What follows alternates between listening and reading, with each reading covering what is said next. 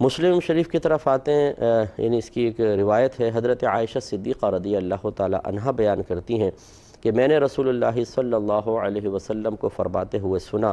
کہ کھانے کی موجودگی میں نماز نہیں، لا صلاۃ بحضرت طعام، کسی کھانے کے حاضر ہونے کے وقت میں نماز نہیں، اور نہ اس وقت جب اخبثین کی شدید حاجت ہو۔ اخبثین کہتے ہیں پیشاب وغیرہ کی حاجت، قضاء حاجت پیشاب، یہ جب اس کا شدت اور غلبہ ہو اس وقت سرکار فرماتے ہیں کوئی نماز نہیں۔ اس کا مطلب یہ ہے کہ اگر کھانا موجود ہو اور دل بھی اس کی طرف بہت زیادہ مائل ہو اور نماز کے وقت میں ابھی گنجائش بھی ہے تو پھر حکم شرع یہ ہے کہ پہلے کھانا کھائیں، اس کے بعد نماز پڑھیں۔ اس کی وجہ یہ ہے کہ ورنہ بعض لوگ جیسے چلو یار پہلے نماز سے فارغ ہو جائیں پھر بیٹھ کے آرام سے کھائیں گے، ان کا ذہن ایسا ہوتا ہے، کیونکہ ہم کھاتے بھی پھر جب اچھی اچھی چیزیں ہوتی ہیں نا تو پھر ہم چاہتے ہیں خوب ذرا نفس خوش ہو، ایک ایک لقمے سے خوش ہو، کمبینیشن ملائیں گے جس میں کیچپ میں تھوڑا سا چٹنی ہونی چاہیے، تھوڑا سا یہ، پھر منہ میں ڈال کے نفس سے پوچھتے ہیں ہاں بھی مزہ آ رہا ہے، وہ کہتا ہے استاد بہت مزہ آ رہا ہے، لگے رہو شاباش، فلاں چیز بھی ملاؤ ذرا اور مزہ آئے گا۔ اب اگر پہلے کھانا کھانا اور پھر نماز تو پھر وہ اتنا نفس کو مزہ نہیں آتا کہ ابے یار یہ نماز کی طرف بار بار دھیان جائے گا، اس لیے پہلے نماز پڑھ لے، فارغ ہو جا، پھر یکسوئی سے کھانا کھائیں گے۔ اب دیکھیں مزاج شرع دیکھیں اور ہماری نفس کی چلاکیاں دیکھیں۔ نفس یہ کہہ رہا ہے پہلے نماز سے فارغ ہو جا تاکہ ایک ذمہ داری ہٹ جائے، اب سکون سے کھانا کھائیں گے، اور شریعت یہ کہتی ہے کہ پہلے آپ کھانا کھا لیں پھر سکون سے نماز پڑھیں گے۔ اب ہمیں اس میں فیصلہ کرنا ہے کہ ہم کون ہیں، اللہ اور اس کے رسول کی رضا کے مطابق چلنے والے ہیں یا اپنے نفس کو سکون فراہم کرنے والے ہیں۔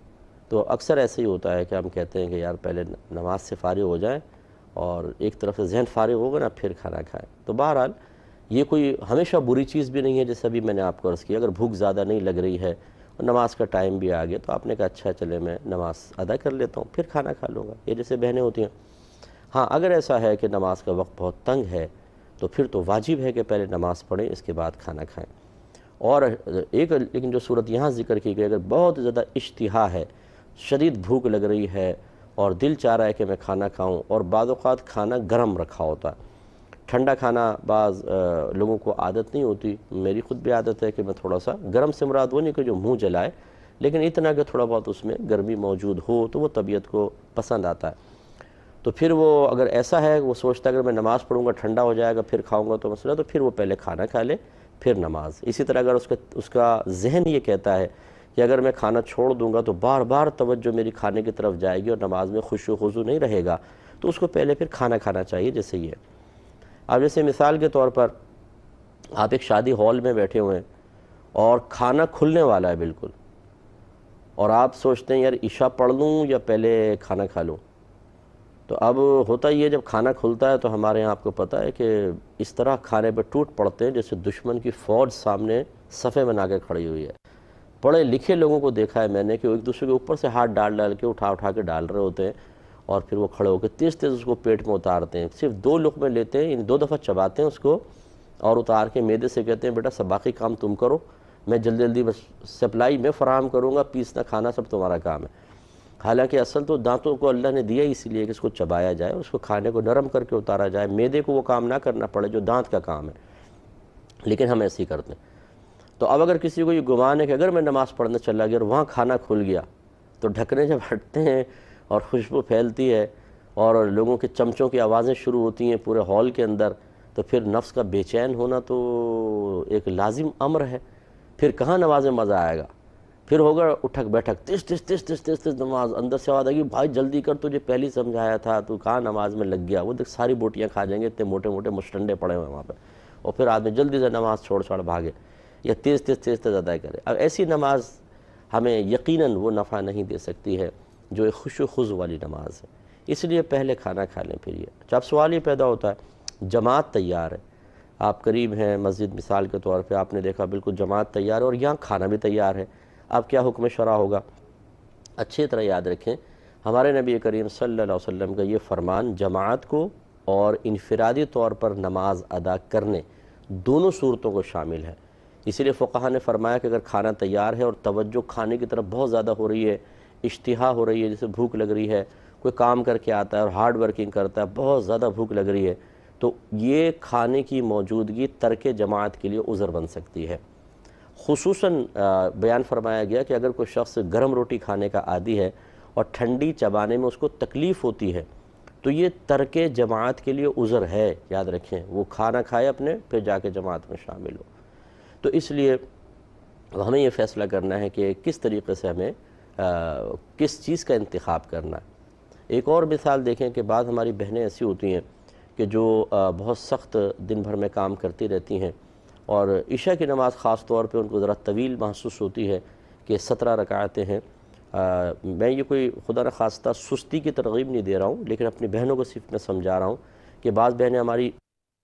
اس طرح سوال کرتی ہیں کہ مفتی صاحب سارا دن تھک جاتے ہیں اور پھر 17 رکعتیں سستی آ جاتی ہے نماز میں۔ ان کے لیے میری گزارش ہے، کبھی اگر ایسا ہو، ہمیشہ نہیں کیجیے گا، کبھی اگر ایسا ہو کہ سستی آ رہی ہے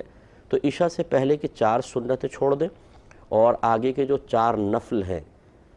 4 سنت، 4 فرض، 2 سنت، 2 نفل، 3 وتر، 2 نفل پڑھتے ہیں نا، یہ جو آخر کے 4 نفل یہ بھی چھوڑ دیں، تو 8 رکعت تو آپ کی ہٹ گئی، باقی 9 رکعتیں رہ گئیں، وہ آپ ادا کر لیں۔ 4 اس میں فرض ہیں، 3 وتر ہیں، اور 2 بیچ کی سنت ہیں، کیونکہ وہ سنت مؤکدہ ہیں، تو یہ آپ کو نماز تھوڑی کم محسوس ہوگی۔ اور ان جو سنت غیر مؤکدہ اور نوافل کو آپ نے ترک کیا، اس میں کوئی گناہ نہیں ہے، لیکن پہلے میں نے وضاحت کر دی، وہی کرے کہ جس کو جو تھکا ہوا ہے بہت زیادہ، اور اگر یہ رعایت اس کو نہ ملے تو نفس فرائض کی ادائیگی میں بھی سستی کا شکار نظر آتا ہے، تو اس کو ترغیب دینے کے لیے کہ چلو ہم یہ چھوڑ دیتے ہیں، اتنی تو پڑھ لیں، تو نفس خوش دلی کے ساتھ مائل ہو جاتا ہے۔ تو اب یہ ہوتا یہ ہے کہ ہماری بہنیں تھکی ہاری ہوتی ہیں، تو وہ کہتی ہیں کہ چلو اب اگر پہلے کھانا کھانے کی طرف آئیں تو ایک تو پہلے تھکا ہوتا ہے آدمی، پھر جب کھانا کھاتا ہے تو بعضوں کی عادت ایسی ہے، اور میری بھی ایک ساتھ اگر میری نیند کا ٹائم ہو خاص طور پہ کہ کھانا کھانے کے بعد نیند بہت سخت قسم کی چڑھنا شروع ہوتی ہے، تو وہ بعض ہماری بہنیں کہتی ہیں کہ مفتی صاحب پھر سستی آ جاتی ہے بہت زیادہ شدید قسم کی، اور پھر نماز پڑھنا دشوار ہو جاتا ہے۔ تو اگر ایسی صورتحال ہو کہ آدمی یہ سمجھتا ہے کہ اگر میں کھانا کھاؤں گا پھر تھوڑی دیر میں بیٹھوں گا کہ چلو تھوڑی دیر کھانا ہضم ہو پھر میں نماز شروع کروں، تو بعض اوقات تو نماز کے لیے سستی آ جاتی ہے، اور نفس و شیطان ایسے غالب آ جاتے ہیں کہ پھر دل یہ چاہتا ہے تھوڑی دیر لیٹ بھی جاؤں، تھوڑا سا ذرا آرام کر لوں، پھر نماز پڑھ لوں گا، اور اس میں کبھی کبھار نماز نکل جاتی ہے۔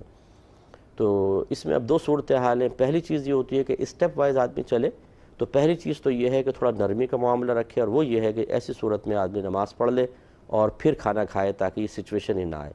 جب یہ تھوڑا سا آپ کا عادت بن جائے، اس کے بعد اپنے آپ کو ہمیشہ پھر ایک اسٹیپ آگے لے کے جانا چاہیے، کہ اب یہ نہیں کہ جو نفس کہہ رہا ہم اسی کے مطابق اپنی صورتحال بنائیں، بلکہ کوشش یہ کرنی چاہیے کہ صورتحال وہ بنائیں، ماحول وہ اختیار کریں، یا اپنے اطراف میں ماحول وہ کریٹ کریں جو اللہ تعالیٰ اس کے رسول چاہتے ہیں۔ لہٰذا جب کچھ عرصے آپ ایسا کیا آپ نے،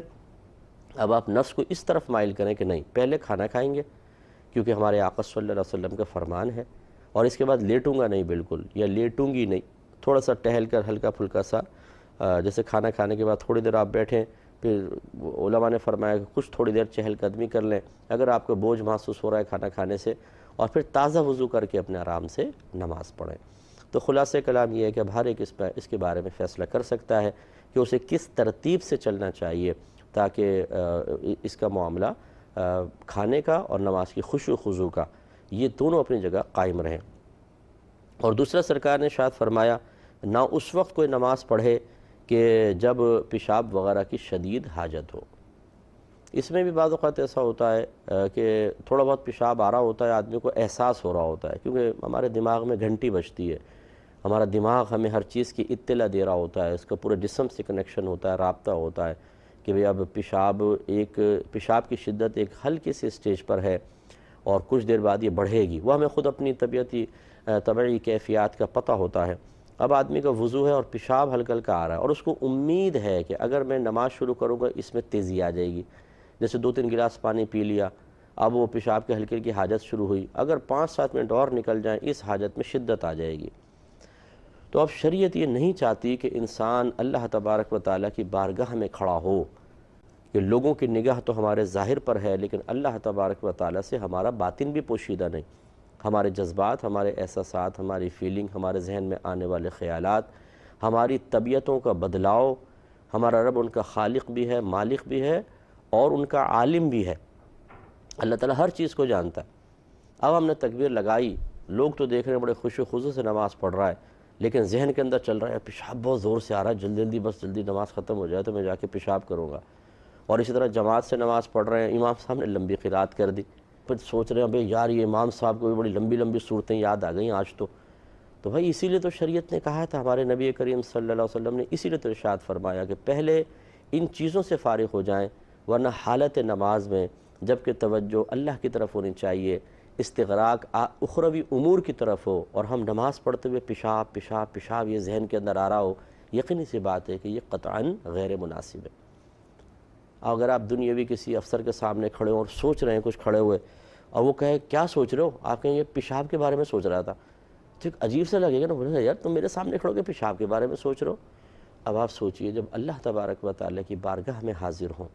اور وہاں پیشاب کے بارے میں توجہ ہو، کسی اور گندگی کی طرف توجہ ہو، تو کس قدر بری چیز ہے۔ اسی لیے فرمایا پہلے اخبثین کو ختم کریں۔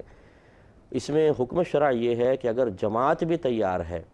اور انسان کو پیشاب کی حاجت ہو رہی ہے، جماعت کی فکر نہ کرے، پہلے جا کے آرام سے استنجا وغیرہ سے فارغ ہو، پھر وضو کرے، پھر اگر جماعت مل جائے ٹھیک، نہیں ملے گی تو یہ ترک جماعت کے لیے عذر تھا، یہ گناہ گار نہیں ہوگا اور یہ نماز اس کی بہت اچھی اور کامل کہلائے گی۔